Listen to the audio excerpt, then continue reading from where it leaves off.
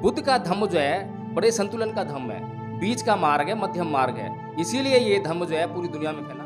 इतनी बड़ी विडंबना है कि मोदी जी को वो तथागत बुद्ध का आदर्श दिखाई नहीं देता, बल्कि राम और कृष्ण का आदर्श दिखाई देता है, जिनके पास चमत्कार होते हुए भी वे लोगों को बदल नहीं पाते हैं, उनके चित्त में किसी प्रकार का परिवर्तन नहीं कर पाते हैं। बात है कि एक तरफ रावण पंडित है, महापंडित है, जिसके पास इतना ज्ञान है कि राम उससे मृत्यु शैया पर पड़ा होने के बाद भी ज्ञान लेने जाते हैं, लेकिन वो राम उसको समझाने में कामयाब नहीं हो पाते हैं, क्योंकि महापंडित है। महापंडित व्यक्ति को नहीं समझा पा रहे हैं तो मूर्ख को क्या समझाएंगे, जंगली को क्या?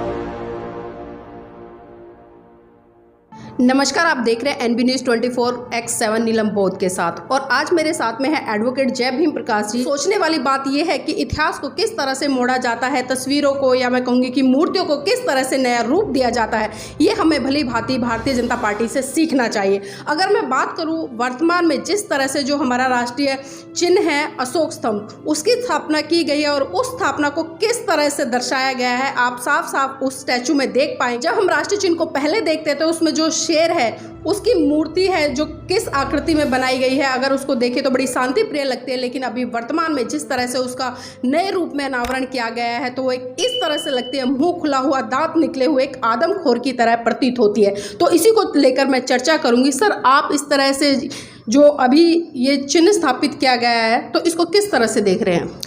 देखिए नीलम जी, जैसे हमारे आदर्श होते हैं वैसे ही हमारी सोच बनती है। जिन लोगों के आदर्शों के पास हिंसा के सिवाय कुछ है ही नहीं, हथियारों के सिवाय कुछ है ही नहीं, तो उनकी सोच में हिंसा ही हिंसा आपको दिखाई देगी।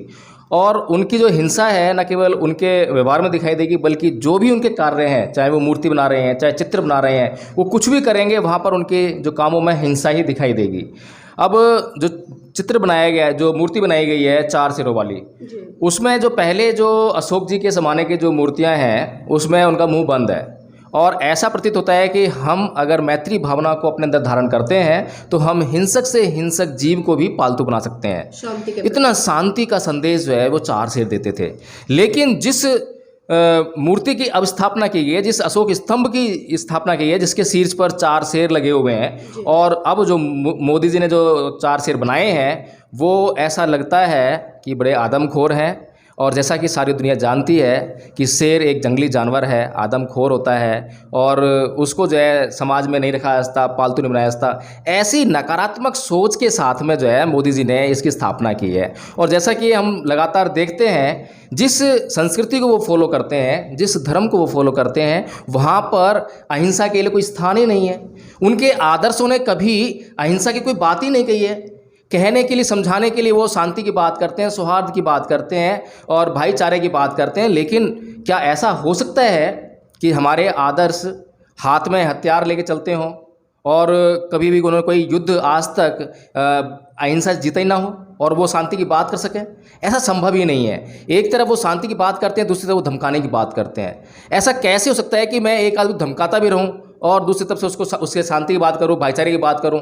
तो ये बातें जो हैं बड़ी ऐसा लगता है कि दोहरा मापदंड है, बहुत ही दोगलेपंथी वाली बातें हैं। सर, हम एक चीज़ और देख रहे हैं, जिस तरह से जो अशोक स्तंभ है 4 हाथ वो शेरों वाला, उसकी स्थापना की गई, तो वहाँ पर जब उसकी स्थापना गई तो हमने देखा वहाँ मोदी जी के द्वारा और जो कुछ पुरोहित पंडित थे उनके द्वारा वहाँ पर हवन कराया गया, पूजा पाठ कराया गया। लेकिन जिस तरह से अगर इस स्तंभ की बात की जाए, इस चिन्ह की बात की जाए, इस प्रतीक की बात की जाए, तो ये उस समय के उस शासनकाल का प्रतीक है जहाँ पर भी कि करुणा, मैत्री, भाईचारे का संदेश दिया जाता था और बौद्ध संस्कृति से लबालब पूरा भारत देश था। लेकिन आज क्या जरूरत पड़ी कि उसका जो क्रियाकलाप है, जो भी है, हवन है, पूजा पाठ है, वो मोदी जी ने पंडितों के द्वारा किया, ना कि बौद्ध भिक्षुओं के द्वारा। तो इन चीज़ों को किस तरह से देख रहे हैं? देखिए नीलम जी, सीधी सी बात है, जो पंडा पुरोहित है, जो यज्ञ उनका जो किया जा रहा है, और मोदी जी ने पता नहीं इतिहास पढ़ा है या नहीं पढ़ा, लेकिन उन्हें पता होना चाहिए कि जिस सम्राट अशोक के चिन्ह को आज उन्होंने स्थापित किया है और 4 शेरों की जो मूर्ति बनाई है, उसी सम्राट अशोक ने अपने कार्यकाल में जो ये पंडा पुरोहित हैं, इनके द्वारा जो यज्ञ कराए जाते थे, उन यज्ञों पर पूरी तरह से पाबंदी लगा दी थी। उनका कारण ये था कि यज्ञों में बलि दी जाती थी, शराब पी जाती थी और व्यभिचार किया जाता था। तो इतना नुकसान समाज को होता था उससे, इसीलिए जो है सम्राट अशोक ने उन यज्ञों को पूरी तरह से बंद करा दिया था। लेकिन ये बड़ी विडंबना की बात है कि आज मोदी जी एक तरफ बुद्ध की बात करते हैं, एक तरफ सम्राट अशोक के चिन्ह को लगाने की बात करते हैं, लेकिन पंडित पुजारियों के द्वारा हवन वगैरह कराकर उन्हीं आदर्शों के विपरीत काम करके इस देश को मैं समझता हूँ कि पता नहीं कौन सा संदेश देना चाहते हैं। ये मेरी समझ से भी बाहर बात है, लेकिन इतना मुझे ज़रूर समझ में आता है जो तथागत बुद्ध का संदेश इस दुनिया के लिए था कि ना ही वेरेन वेरानी समन्वितवाचनंग अवेरेन चै समन्ति ऐस धमुसनंतनो, यानी कि वैर से कभी वैर शांत नहीं होता, अवैर से ही वैर शांत होता है। और जब हम देखते हैं हमारे सामने दो नायक के रूप में हम देखें जो आदर्श पुरुष जिसे कहते हैं, अगर हम दोनों के आदर्श पुरुषों की बात करें तो जिस संस्कृति को मोदी जी आज फॉलो कर रहे हैं उनके आदर्श पुरुष हैं राम और कृष्ण। और जिस संस्कृति की चिन्ह वो आज लगा रहे हैं उन संस्कृति के जो आदर्श पुरुष, उस संस्कृति के जो आदर्श पुरुष हैं वो हैं तथागत बुद्ध। तथागत बुद्ध ना ही वेरेन वेरानी समन्वित बोलते हैं, वहीं पर कृष्ण जी और राम जी दो युद्ध लड़ते हैं। कृष्ण जी महाभारत के युद्ध लड़ते हैं, लड़वाते हैं, और राम जो है रामायण में रावण के खिलाफ युद्ध लड़ते हैं। और दोनों ही एक ड्रामा करते हैं, और वो ड्रामा क्या है, पहले समझाने बुझाने की प्रक्रिया करते हैं। लेकिन बड़े अचंभे वाली बात है कि ये लोग जो है चमत्कारी पुरुष कहे जाते हैं। चमत्कारों से कुछ भी करने की क्षमता इनके अंदर है, ऐसा माना जाता है कि ये कुछ भी कर सकते हैं। लेकिन बड़ी समस्या वाली बात है कि एक तरफ रावण पंडित है, महापंडित है, जिसके पास इतना ज्ञान है कि राम उससे मृत्यु शैया पर पड़ा होने के बाद भी ज्ञान लेने जाते हैं, लेकिन वो राम उसको समझाने में कामयाब नहीं हो पाते हैं, जो कि महापंडित है। महापंडित व्यक्ति को नहीं समझा पा रहे हैं तो मूर्ख को क्या समझाएंगे, जंगली को कैसे समझाएंगे। इसी प्रकार से जब कृष्ण जी उनके सामने जो लोग खड़े हैं जिनका वो विध्वंस करने के लिए, जिनकी हत्या करने के लिए अर्जुन को प्रोत्साहित कर रहे हैं, उत्साहित कर रहे हैं, उसको उकसा रहे हैं, वे राजा भी कोई कम पढ़े लिखे नहीं हैं। उनकी शिक्षा दीक्षा हुई है, गुरुकुल गए हैं, बहुत पढ़े लिखे सुसभ्य लोग हैं, लेकिन उनको भी कृष्ण जी किसी चमत्कार के द्वारा बदल नहीं पाते हैं। उनके दिमागों में किसी प्रकार का परिवर्तन नहीं कर पाते हैं कि वो अच्छी बात सोचें और इस युद्ध को रोका जा सके। लेकिन वो दोनों आदर्श जो हैं, हमें ये दिखाई देता है कि बहुत बड़े पैमाने पर नरसंहार करने के बाद वो युद्ध को करते हैं और उसमें बहुत बड़े पैमाने पर हत्याएं की जाती हैं। लेकिन वहीं पर जिस संस्कृति की बात सम्राट अशोक करते थे, जिनके चिन्ह लगाने का आज मोदी जी काम कर रहे हैं, 4 शेरों का जो आदमखोर चिन्ह लगा रहे हैं, वो सम्राट अशोक के जो आदर्श थे तथागत बुद्ध थे। जब वो अंगुलीमाल जो कि बहुत हिंसक था, जंगली था, उसका अहिंसा से कोई लेना देना था, उसके रोम रोम में हिंसा भरी पड़ी थी, ऐसे व्यक्ति को बदलने के लिए, समझाने के लिए वे निहत्थे जाते हैं, संयम से जाते हैं, किसी क्रोध वगैरह को अपने साथ लेकर नहीं जाते। ना उनके पास किसी तरह का अहंकार है, ना क्रोध है, बड़े संयम से और बिल्कुल अहिंसात्मक होकर निहत्थे जाते हैं, कोई हत्या उनके पास नहीं है। और वो जो अंगुलीमाल को जाकर जो है उसको परिवर्तित करके वापस समाज में लेकर आते हैं और समाज को एक अरहत भिक्खु देते हैं जो कि समाज का बहुत बड़े पैमाने पर कल्याण करता है। तो कितनी बड़ी विडंबना है कि मोदी जी को वो तथागत बुद्ध का आदर्श दिखाई नहीं देता, बल्कि राम और कृष्ण का आदर्श दिखाई देता है, जिनके पास चमत्कार होते हुए भी वे लोगों को बदल नहीं पाते हैं, उनके चित्त में किसी प्रकार का परिवर्तन नहीं कर पाते हैं। अहिंसा की वे बात करते हैं, लेकिन अहिंसा उनकी बात ऐसी लगती है जैसे कि वो बेईमानी कर रहे हो। रावण के पास मैसेज भेज रहे हैं राम जो है, लेकिन ऐसा लग रहा है कि वो धमका रहे हैं, मैसेज नहीं भेज रहे हैं, धमका रहे हैं। किसी को आप धमका कर अहिंसा नहीं करवा सकते हैं। ऐसे ही जो कृष्ण जी हैं, जो वो समझाने की प्रक्रिया कर रहे हैं, ऐसा लग रहा है कि वो छलावा कर रहे हैं। तो छलावा और धमकाने से कभी भी अहिंसा स्थापित नहीं हो सकती, शांति स्थापित नहीं हो सकती है। अगर पूरे विश्व में कभी भी कहीं भी शांति स्थापित हो सकती है तो केवल और केवल बुद्ध के धम्म के द्वारा ही हो सकता है कि ना ही वेरेन वेरानी समन्ति दुराचनंग अवेरेन चै समन्ति ऐस धम्मो सनातनो।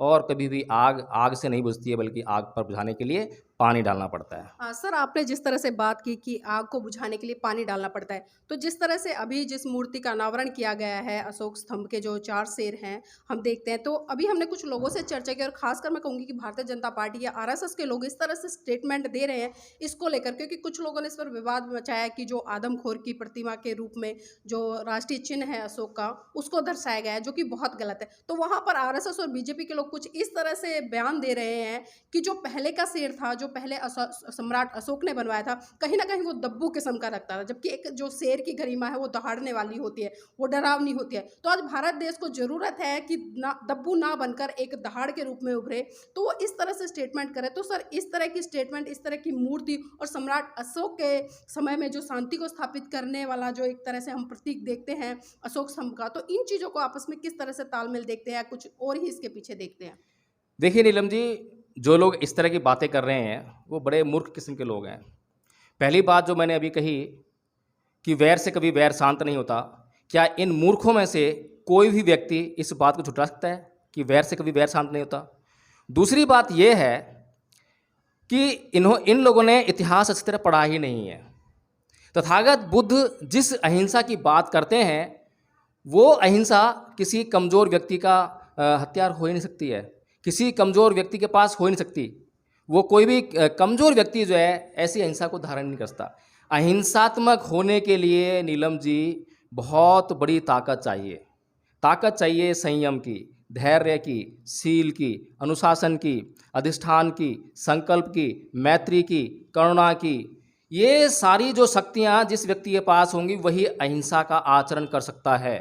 और जिस बात को ये लोग बोलते हैं, मूर्ख लोग बोलते हैं कि भारत को यदि अहिंसा के द्वारा लेके जाएंगे तो गुलाम बन जाएगा, मैं बताना चाहता हूँ कि भगवान बुद्ध के जो बहुत बड़े उपासक थे, महा उपासक थे, वो राजा बिंबिसार और राजा पसेंदी थे। उन दोनों को कभी भी बुद्ध ने सेना रखने के लिए मना नहीं किया, बल्कि दो प्रकरण ऐसे आते हैं जब जिससे प्रतीत होता है कि भगवान बुद्ध ने किसी भी सामान्य व्यक्ति को अपने सेल्फ डिफेंस में हिंसा करने से कभी नहीं रोका है। उचित हिंसा करना उसका सेल्फ डिफेंस का अपना अधिकार है। जब राजा पसेंदी के सेनापति और सेनानायक, उसके सेनानायक जो थे और कुछ और सेना में से लोग वहाँ से जब युद्ध होने वाला था उनका, वहाँ से भागकर और भिक्षु संघ में शामिल हो गए थे, तो ये शिकायत प्रसेनजीत जी ने और भगवान बुद्ध से की थी। तो भगवान बुद्ध ने उसी समय ये नियम बनाया था कि कोई भी व्यक्ति जो राजकीय सेवा में लगा हुआ है, राजकीय सेवा में रत है, तब तक जब तक कि वो राजकीय सेवा में है उसकी पवज्जा ना की जाए, और भिक्षु संघ के लिए नियम बनाया गया था। ठीक है। और इसके अलावा जो है एक सिंह सेनापति का भी उदाहरण हमारे सामने आता है।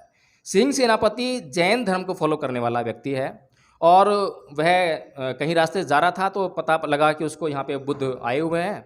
तो उसके मन में जो संशय चल रहा था, क्योंकि जैन धर्म का वो जो है उपासक था, और जैन धर्म जो है अहिंसा किसी भी कीमत पर होनी चाहिए, हिंसा किसी भी कीमत पर नहीं होना चाहिए, इस अति के सिद्धांत को फॉलो करते हैं। तो वो बड़े पसोपेश में था कि उसको जो है जो उपद्रव होते हैं उनको शांत करने के लिए हिंसा का साथ लेना पड़ता है। जो उदंड लोग हैं उनको दंड देना पड़ता है, उनको मारना भी पड़ता है। तो वो क्या करे ऐसे टाइम पे जो है, और उनका जो सिद्धांत है वो तो कहता है कि हिंसा कर ही नहीं सकते हैं। तो तथागत बुद्ध के पास वो इसी प्रकार का प्रश्न लेकर जो जाता है सिंह सेनापति, तो तथागत बुद्ध से कहते हैं कि कभी भी कोई भी कार्य यदि न्याय की दृष्टि से कर रहे हैं, और कोई भी व्यक्ति जो न्यायाधीश, मान लीजिए अगर न्यायाधीश न्याय करते समय किसी को फांसी की सज़ा दे रहा है, लेकिन उसके फांसी सज़ा देने में उसका अपना कुछ नहीं है, ना तो उसका अपना राग है, ना उसका अपना द्वेष है, ना मोह है, वो राग और द्वेष से रहित होकर वह न्याय कर रहा है, किसी अपराधी को दंड दे रहा है, तो वह न्याय है और वह न्याय करना उचित है। इस प्रकार से तथागत बुद्ध ने कभी भी किसी राजा को सेना या शक्ति इकट्ठा करने के लिए कभी मना नहीं किया। बुद्ध का धम्म जो है बड़े संतुलन का धम्म है, बीच का मार्ग है, मध्यम मार्ग है, इसीलिए ये धम्म जो है पूरी दुनिया में फैला। और आज अगर पूरे विश्व में कहीं पर भी शांति का संतुलन अगर हम देख सकते हैं तो केवल और केवल बुद्ध के धम्म के द्वारा ही देख सकते हैं। इसलिए ऐसे मूर्खों को ये समझना चाहिए, पहले तो अच्छी तरह से समझना चाहिए कि हिंदू धर्म क्या है और बौद्ध धर्म क्या है, तभी वे समझ सकते हैं कि बुद्ध के धम्म के द्वारा जो है उनको कितना बड़ा लाभ हो सकता है और दुनिया को वो किस तरह से दुनिया में भारत दोबारा से विश्व गुरु बन सकता है। जी, बहुत बहुत धन्यवाद। तो ये थे हमारे साथ में एडवोकेट जय भीम प्रकाश जी, जिन्होंने बहुत अच्छे तरीके से अपनी बात को रखा। साथियों, विचारधाराएं अलग अलग हो सकती है, सोच अलग हो सकती है, लेकिन जब इतिहास के साथ में छेड़छाड़ की जाती है तो कहीं ना कहीं उस दूषित मानसिकता का परिचय देती है, जो मानसिकता उस व्यक्ति के मन में पल रही है। तो आपको सोचना पड़ेगा, क्या जिस तरह से इतिहास को तोड़ मरोड़ कर हमारे सामने रखा जा रहा है, वास्तव में बहुत ही दुर्भाग्य की बात है कि जिस इतिहास के कारण इस देश को विश्व गुरु का दर्जा मिला, और आज उसी इतिहास को, उन्हीं चिन्हों को, उन्हीं प्रतीकों को कहीं ना कहीं भारतीय जनता पार्टी की तरफ से तोड़ मरोड़ कर रखा जा रहा है, जो कि बहुत ही निंदनीय है।